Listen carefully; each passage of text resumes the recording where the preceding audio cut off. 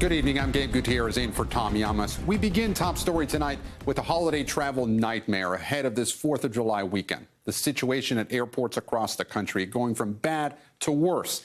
Severe thunderstorms putting Chicago's O'Hare Airport in a ground stop. All flights temporarily halted. Similar scenes up and down the East Coast with flights grounded in D.C., New York, and Atlanta.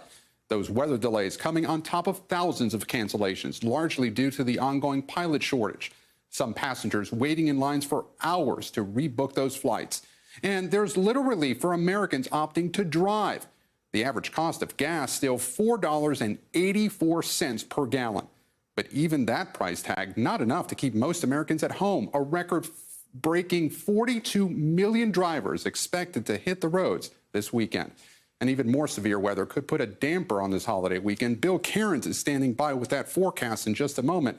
But first, NBC's Tom Costello leads us off. Friday night and America's July 4th getaway is looking dicey tonight. Critical airports up and down the East Coast in ground stops, with severe thunderstorms from Orlando in the south through Atlanta up to D.C., Baltimore, Philly, and New York, adding to the day's growing tally of flight cancellations and delays on one of the busiest travel days in the nation's airports. Never come to an airport before wondering whether my flight's going to take off or not. Our flight got canceled yesterday, so now we're hopscotching around to get home. Roughly 4,000 cancellations just since Sunday morning amid the nationwide pilot shortage. Meanwhile, record numbers of Americans on the roads. Despite the highest July 4th gas prices on record, $4.84 a gallon, the national average, though down 18 cents in 2 weeks. Pricey enough to force some Americans to rethink their getaways. I wanted to kind of go far away, and it's just too expensive to do a round trip of gas, or even just fill up multiple times. But a record 42 million Americans are paying the price. During the week, it's all work from home, so I guess it sort of evens out. A new poll finds while 45% of Americans are cutting back on driving, 61% of people taking a summer trip are still choosing to drive. Delta flight number 1393 going to Seattle, Washington. No surprise given unprecedented numbers of airline delays and cancellations this summer. Starting today, Delta, American, and United are all trimming their schedules further to align with their staffing levels, just as passenger levels hit post-pandemic highs. Today, Delta issued a fare difference waiver for anyone wanting to change their flights this weekend. As the TSA chief cautions, it'll take weeks before things return to normal. Once you get into the middle part of August and then past Labor Day, things get a little bit more calm over the course of the fall. And Tom Costello joins us now from Maryland. Tom, one airline paid big money to free up some seats? Yeah, Delta Airlines was offering passengers on one flight from Michigan and Minnesota $10,000 if they would get off the plane, give up their seats because the plane was oversold. And get this, Gabe, they were even willing to refund the money to passengers right then, $10,000 via Apple Pay on the plane. It really underscores the pressure these airlines are under to try to accommodate people and move things along as fast as they can. Tom, thank you. Turning now to the weekend storm threat, tens of millions of people could see more strong storms before the weekend is done. In Wyoming, heavy rainfall breached the interstate canal, flooding farmland and forcing residents of a small town to evacuate to higher ground. So for more on the holiday weekend outlook, NBC meteorologist Bill Cairns joins us now from New Jersey. So, Bill, of course, it is a very busy travel weekend, but weather-wise, what should people expect before they hit the road or head to the airport? It's been a frustrating afternoon and evening. The thunderstorms that did pop up, they popped up in the worst locations. Like, we had a storm right over the top of Dulles International Airport, and of course that caused a ground stop there. The same thing happened to Orlando International Airport. Planes trying to get into JFK had to fly around thunderstorms. So yes, we've had some issues out there, and a lot of people are kind of losing their patience. So let's look at what we're dealing with. The severe thunderstorm threat is now over with for the D.C. area, so that's good for today. As far as the south goes, we had a ton of heavy rain today. The worst drive all day long has been on I-10 in between Houston and New Orleans, and now we're watching watching that improving. But look at I-4 all the way south of Tampa down towards St. Petersburg, to Fort Myers, the Naples area.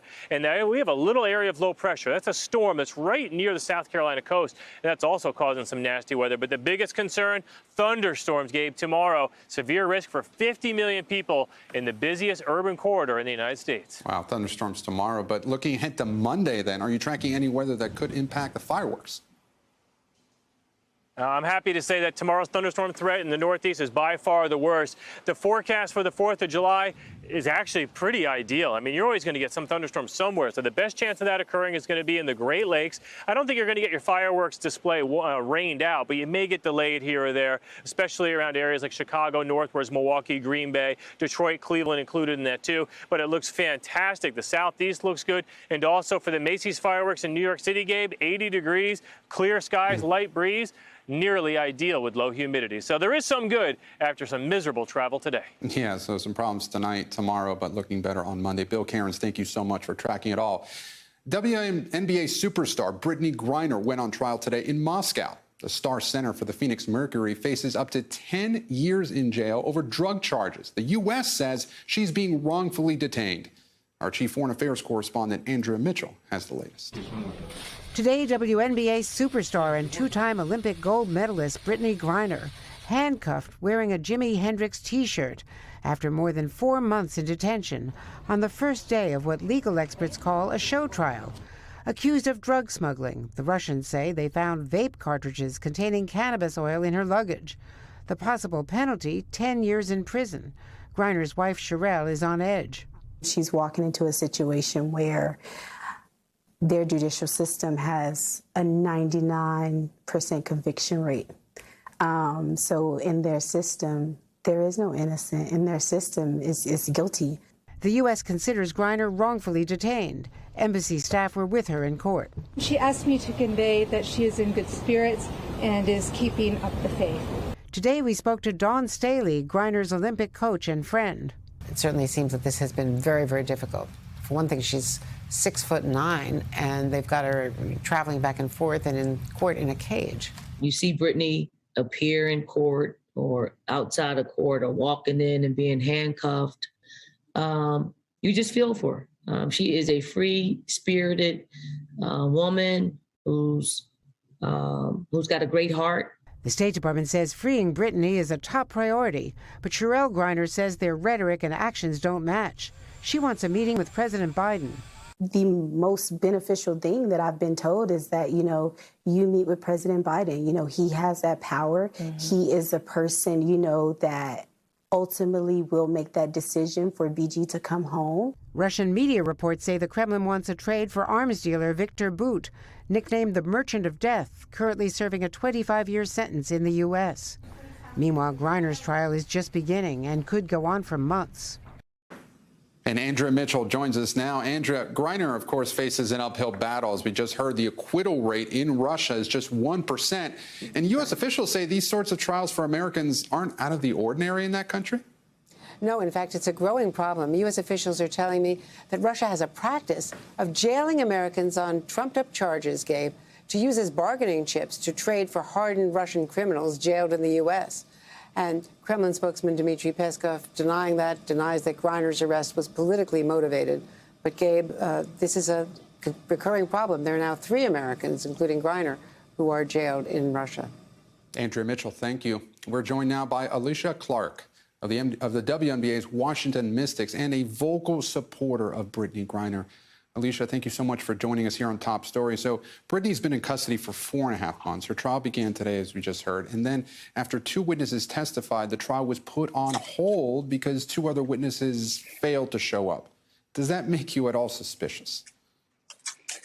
I think mostly it breaks my heart for BG and, for Sherelle and her family. Right now our main focus is just making sure that she is in good spirits and making sure that she gets home safely. So it's heartbreaking to know that it's been, delayed yet again. Definitely heartbreaking. And so when you see those images right there on your screen of her going into court today, what goes through your mind?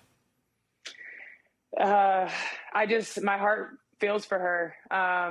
I know what it's like to be overseas just playing basketball in general, but to be in a situation like this where you don't have your people, I can only imagine what she's going through. And it breaks my heart because it could have been anybody. The fact that we have to go overseas to play year round to make a living, this could have been any one of us players. And so to see one of our sisters in that environment, it breaks my heart. It really breaks my heart.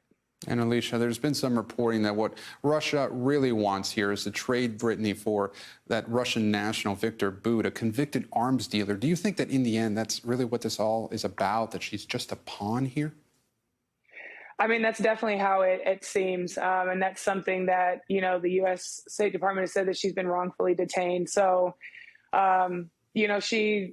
BG is such a light and such a spark around whoever she's around. And so to see her being used in this way, it's just, we want her home. Whatever, we have to do using our platforms as WNBA players to help Sherelle get a meeting with President Biden so she can, be assured that BG is a top priority. That's what we're going to continue to do until she's home safely. And picking up on that point, the Biden administration has said that it's doing everything it can to get Brittney back. But what more do you think the administration could be doing to bring Brittney home? I don't know the ins and outs of exactly what has been said, what they've been telling Sherelle and the family. I know, her teammates and family were able to meet with the State Department when they were here in D.C. for a game. So the specifics would have to, come from them. But for me, to hear the interviews that Sherelle has been giving and just understanding the heartbreak and the frustration that she feels, clearly there can be more that can be done. And so we're going to continue to use our platforms to push for that. We're going to continue to highlight Sherelle and the strength that she has to be able to just continue to speak and just be out there front and center, fighting for her wife. We're going to continue to support her in whatever way we can until she gets to have that sit down that she wants with President Biden. Alicia Clark, a friend and supporter of Brittney Griner and her family, thank you so much for joining us here on Top Story. And now we go to Ukraine, where there's been another deadly Russian attack on civilians, including an apartment building. Missiles hitting at 1 in the morning just as people were sleeping with no way out. Matt Bradley is in Ukraine for us tonight. Tonight along Ukraine's southern coast, rescue workers desperately searching for survivors. After Russian missiles struck another civilian target overnight, this time destroying a 12-story apartment building and a nearby recreation center. We heard strikes. We live close by, said this witness. We helped those who survived and those who unfortunately died. The strikes killed at least 21 civilians, including one child, according to Ukraine's emergency services. It was one of the deadliest attacks for Ukrainian civilians since the war began over 4 months ago. It also injured 38 others, including 6 children. Tonight, Ukraine's President Volodymyr Zelensky condemning the attack. We don't want Ukrainian mornings to start as tragically as today with Russian missile strikes like the one on Odessa region, he said. Once again, Kremlin spokesman Dmitry Peskov denied that Russia's military had targeted civilians. He said the strikes were against military facilities. But it's just the latest in a string of Russian airstrikes on civilian areas far from the front lines. On Monday, 18 people were killed when a Russian missile destroyed a busy shopping mall in Kremenchuk. President Zelensky has urged the world to ostracize Russia by designating it a terrorist state. Punishment, he says, for a shocking civilian death toll that continues to rise. And today, the Pentagon announced $820 million in new security assistance for Ukraine, bringing the total U.S. military aid to $6.9 billion since Russia's invasion began more than 4 months ago. Gabe? Matt Bradley in Ukraine. Matt, thank you. Back here at home, another deadly mass shooting, this time in Kentucky. Several law enforcement officers caught in the crossfire, one official calling it pure hell. It comes as the number of officers shot nationwide is on the rise. Late today in Kentucky, a somber procession honoring those killed in the line of duty. Police Captain Ralph Frazier and Sheriff's Deputy Will Petrie gunned down Thursday, along with K-9 Drago. 4 more officers wounded during a standoff with a domestic violence suspect. They encountered just what I told you, pure hell. When they arrived, they had no chance. Investigators say the suspect opened fire on deputies who were serving a warrant in Floyd County, Kentucky. He allegedly began shooting a rifle, barricading himself inside his home for hours before he was taken into custody. This guy had it seemed to be a plan, and he pretty much executed that plan almost to precision. Shootings of police officers are up 19% from this time last year. At least 178 officers shot in 2022 so far, 33 of them killed. There have been at least 35 ambush-style attacks on officers this year. It's not a police officer shot, or multiple police officers in this case. These are human beings. These are people with children, spouses, and mom and dads. And their world will never be the same. And that suspect was arraigned today in Kentucky and pleaded not guilty to murdering police officers. He's now being held on $10 million bail. And now to the ongoing fallout from the Supreme Court's decision to overturn Roe v. Wade and the confusion for people in many states as laws have been rapidly changing. This is President Biden met with 9 Democratic governors to discuss how their states are trying to keep abortion accessible. Stephanie Goss now on one state's battle on the ground. The battle over abortion laws is heating up, in no place more intensely than Wisconsin. Our incredible staff had to go out and say to people who are in the waiting room that they could not have the procedures. What was that scene like that day? It was, it was traumatizing. Abortion stopped immediately at this Madison clinic and across the state after the Supreme Court's ruling. It's a felony, and it comes with potential jail time and potential significant fines. Like many states, Wisconsin had an abortion ban on the books, an old one that went into effect when Roe v. Wade was overturned. Wisconsin's law, written in 1849, before the Civil War, before women could vote, is a near total ban, the only exception to save the life of the mother. We don't have any precedent for how this 19th century ban applies to 21st century medicine. Josh Kaul, the Democratic Attorney General, is suing the Republican-controlled state legislature to get the ban overturned. He and the governor have vowed to protect doctors from prosecution in the meantime, but there is only so much they can do. We don't have the authority to tell DAs they can't use their resources to enforce a law that's on the books. But right now, there's some legal ambiguity and confusion, isn't there? Absolutely. We have started receiving questions already. Kaul says that is why he's taking it to the courts. He's our state's top law enforcement officer. His duty is to enforce laws that protect human life, not sue to overturn them. Matt Sandy, who lobbies legislators for the organization Pro-Life Wisconsin, wants an even more restrictive abortion law that more clearly defines when a mother's life is at risk. We're going to need a pro-life legislature. We're going to need a pro-life governor to be able to do that. Both the governor and the attorney general are up for re-election. So are more than 100 state legislators. The law here will come down to the vote in November. And in a state where voters are largely split down the middle, it's a toss-up. So the push is on. People have to get out and vote. They absolutely have to get out and vote. And we can create change. Here and in so many states, the future of abortion in voters' hands, now more than ever. Stephanie Gosk, NBC News, Madison, Wisconsin. Overseas now to Hong Kong. Today marks the 25th anniversary of the handover of Hong Kong from Britain to China. And while the city has been operating under its own government, China has been tightening its grip over the last few years, crushing efforts for independence. Tonight, China's president visiting Hong Kong in what critics are calling a declaration of victory. Janice Mackey-Freyer reports from Beijing. A symbolic visit for Xi Jinping to swear in Hong Kong's new leader and to seal a victory over the city. The pageantry controlled and socially distanced. The new chief executive, John Lee, a former police officer handpicked by Beijing. Political power must be in the hands of patriots, said Xi, declaring a new era of stability that leaves no room for open dissent. Xi's hard line on Hong Kong has transformed the city since a national security law imposed 2 years ago crushed pro-democracy protests that were at times violent, with some protesters calling for independence. Go downstairs, please. Thank you. Since then, hundreds of activists, politicians, and journalists have been rounded up. Some media outlets shut down. Even textbooks have been rewritten. The protest movement now all but silenced. what Hong Kong's government says was needed to end chaos. It's only sustainable if Hong Kong accepts China's sovereignty, uphold China's security and developmental interests. In the past few years, a lot has happened. In 1997, Hong Kong was handed over to China from Britain with the promise of a one country, two systems principle to guarantee for 50 years certain political freedoms not enjoyed in mainland China.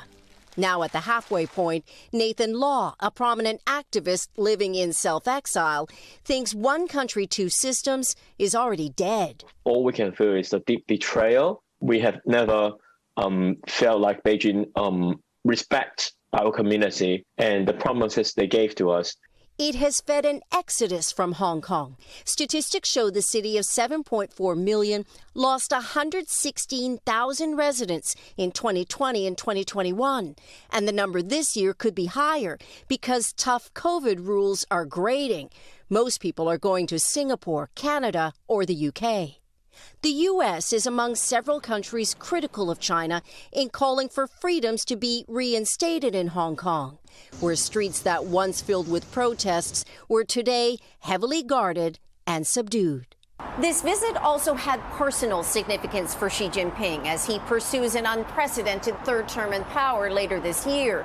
It shores up his standing with the Communist Party here and shows Chinese control over Hong Kong is now complete. Gabe? Families of Gabby Petito and Brian Laundrie set to battle in court after a Florida judge ruled Petito's parents' lawsuit can proceed. In a court ruling, the judge slamming the Laundries for a statement they made through their attorney while allegedly knowing the truth about what happened to Gabby. Here's Vaughn Hilliard. Tonight, a legal victory for Gabby Petito's parents, with a judge using harsh words in his ruling against Brian Laundrie's family. The circuit judge in Florida ruling their lawsuit against Brian Laundrie's parents for intentional infliction of emotional suffering can move forward.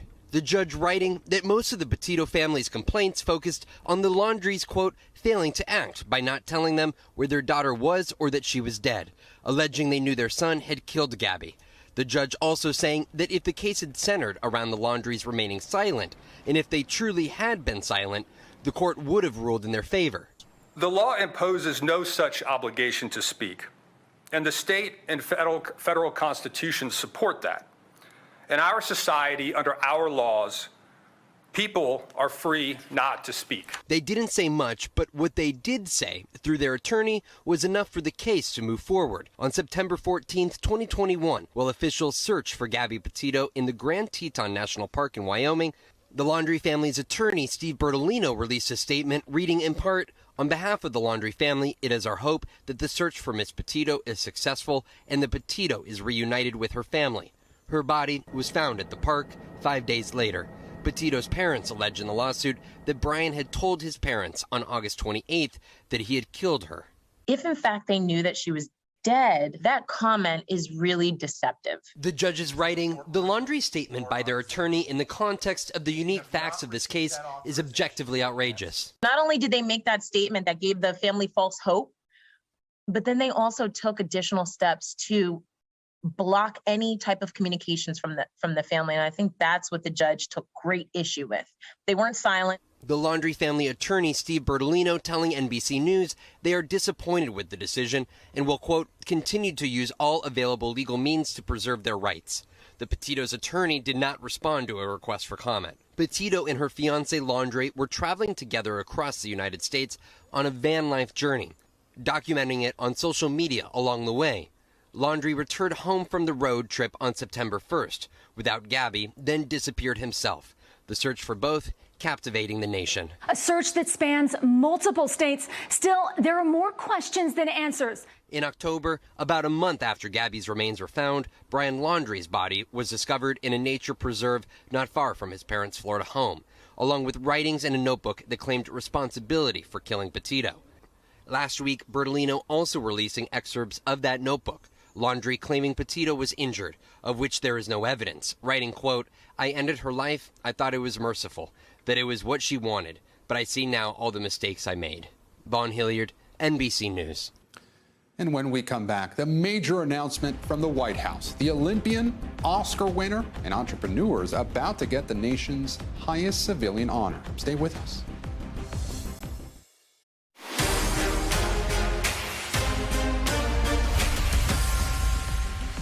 Back now with Top Stories news feed, and we begin with a gruesome discovery inside a Texas apartment building. Dallas police finding a young couple shot and killed in their home. Their 2 young daughters also inside, but unharmed. The 3-year-old and 8-month-old possibly left unattended for several days. Officers had been called to the house 2 days before after reports of gunshots, but left after knocking several times with no answer. No arrests have been made in the shootings. A new safety report from Uber detailing a disturbing trend. The company revealing nearly 4,000 incidents of sexual assault were reported between 2019 and 2020. That number down slightly from the previous report, with ridership down during the pandemic. But the number of deaths involving the app is on the rise, with 20 passengers or drivers murdered and 101 people dying in crashes. And the White House announcing President Biden's newest picks for the Presidential Medal of Freedom. Among the honorees, athletes Megan Rapinoe and Simone Biles, actor Denzel Washington, and former Congresswoman Gabby Giffords. The nation's highest civilian honor will also be awarded to Apple co-founder Steve Jobs posthumously and Senator John McCain. Biden will present those medals on July 7th. Today in Florida, a shark attack. A 17-year-old with a vicious bite to her leg, her family and a firefighter rushing in to provide emergency care. Kerry Sanders has the latest. The shark attack happened along Keaton Beach in the Florida Panhandle, where just 4 days ago a shark was spotted close to shore. This attack Thursday when 17-year-old Addison Bethea swam the shallows with others hunting for scallops. That's when area residents say a shark like this one, at least 9 feet long, grabbed a hold of her leg. That shark wouldn't turn loose, and it kept thrashing around, and I reckon thrashing her. Witnesses believe it was a bull shark. Addison's survival credited by her family to her quick-thinking brother, who's a firefighter. He tied a tourniquet to her ravaged, bloody leg. There was actually someone who had a boat there nearby that they don't even know who that person is, that were able to help them get in really quickly. This shark attack comes on the heels of a shark attack in the Florida Keys on Wednesday, a suspected great white attack off the coast of Monterey, California, 8 days ago. Off Long Island, New York, beginning today, stepped up shark patrols, in part because the 4th of July is such a prime beach weekend. The concern? Climate change means warmer waters, which brings sharks closer to shore. This is the sharks' home. They're here, but we're not part of their diet, pretty much. They're not out to get us. And Kerry Sanders joins us now from Florida. Kerry, as people head to the beach during this busy holiday weekend, what should they keep in mind to stay safe in the water? Well, Gabe, not only for swimming safety, but also for sharks, swim where there is a lifeguard. Of course, the lifeguard can look out, and if he sees a shark, he can call everybody in. You know, statistically, you're more likely to be killed by fireworks than be eaten by a shark. Gabe? Kerry Sanders in Florida. Kerry, thank you. Now to the threat of a new COVID wave and the potential for an Omicron-specific COVID vaccine. The FDA telling vaccine manufacturers this week to develop the shot for the fall. This is health officials in New York State warn that they're seeing the strongest subvariants of Omicron yet. NBC News medical contributor Dr. Kavita Patel joins us now. And Dr. Patel, it's kind of a mixed bag with this current COVID wave, right? About 13 states are seeing an increase, but the rest are declining or plateauing. At the same time, it does seem like people who have not gotten COVID before are getting it now, and people who had it in the winter are getting reinfected. So why is that? Yeah, Gabe, you're exactly right. So around my household, anybody that I know that had not ever had it seems to be getting it. And to be honest, if you think about it, about 2/3 of Americans have had a COVID infection from the beginning of the pandemic. But the immunity from infection, as well as from vaccination, decreases over time, making them susceptible to repeat infections. And that's exactly what we're seeing happening now. In terms of the waves, this is what we saw in previous surges. What's unusual about this one is that we have more people getting reinfected, to your point, and they're coming back and elevating the numbers in the mid-Atlantic and the Northeast, which we need to watch closely, and also numbers increasing around the world from BA4, BA5, which is the sublineage of the original Omicron. And Dr. Patel, let's talk vaccines now. So the FDA is recommending those Omicron-specific boosters be ready for the fall. Are you confident they will be ready by then? And will it still be effective since the virus is likely to keep mutating? Yeah, the FDA Advisory Committee had a really important discussion, and there are two questions. Do we need a booster? Unanimously, yes. And I agree with that. And I'm confident that we need some sort of shot this fall. They did give that guidance that it needs to be updated specifically for that BA4, BA5 variants of Omicron. And that's going to set the manufacturers with some additional time hurdles. They've already said that it'll be the last quarter. So it'll be more like winter, Gabe. That's what I think. And I'm confident they can meet that deadline. But I'm not confident that Americans are going to rush to go get this booster. And Gabe, I hate to say it, we still have a large population, everyone under the age of 50, including myself, who have not been able to get a second booster. So I think there's some work we can do between now and then to actually catch up and get people vaccinated. Dr. Kavita Patel, doctor, thank you so much for joining Top Story. With the Supreme Court done with its historic term, the country is even more divided on the issue of abortion. Pete Williams now on what to expect when the court, with a solid conservative majority, takes up new hot-button issues this fall. The abortion ruling is the most dramatic example of how far and how fast the conservative supermajority moved the court to the right. It didn't just uphold Mississippi's law banning abortion after 15 weeks, it also overturned the constitutional right to abortion. It didn't only strike down New York's law requiring a special need for a concealed carry permit.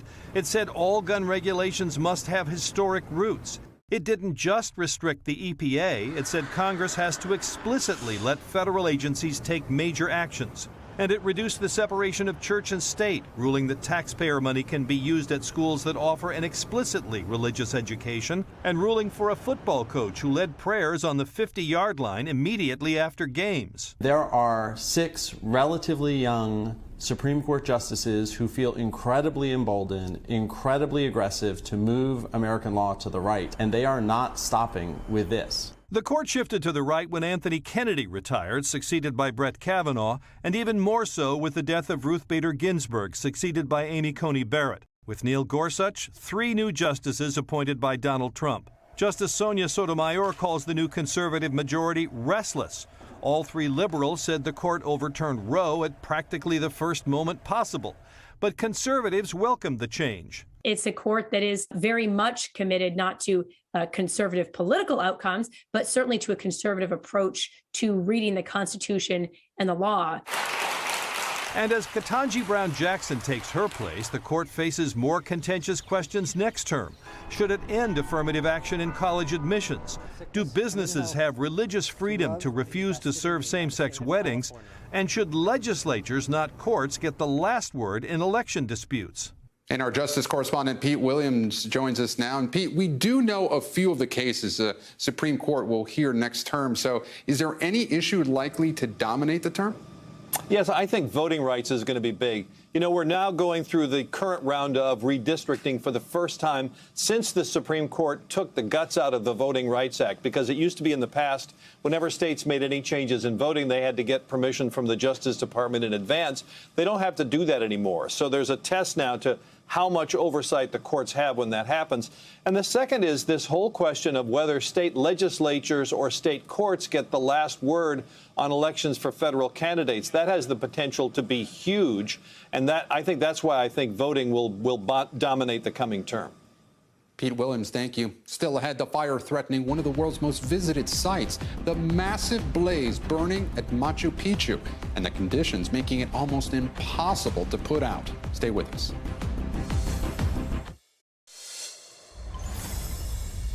Back now with Top Stories Global Watch, and a massive landslide turning deadly in India. Drone footage showing the scale of the landslide after it hit a railway construction site in an Indian state. At least 18 people killed. Crews now working to remove the dead from the site. Over the last month, more than 150 people have died in landslides in northeastern India and Bangladesh. To France now, where airline strikes hit the country's largest airport. Hundreds of airline workers walking out of Charles de Gaulle International Airport in Paris, demanding higher pay. Officials say 17% of all flights out of that airport today were canceled. Similar strikes have been happening at airports across Europe as workers try to offset rising costs of living. And a massive fire is threatening an archaeological site in Machu Picchu. Peruvian firefighters working to contain the blaze, which has been burning since Monday near the ancient Incan ruins. Strong winds and rugged terrain hindering those efforts. The fire already engulfing nearly 50 acres of land. Officials believe the fire was sparked by local farmers burning grass and debris. Thank all of you for joining us here on Top Story. For Tom Llamas, I'm Gabe Gutierrez in New York. Stay right there. More news is on the way on News Now.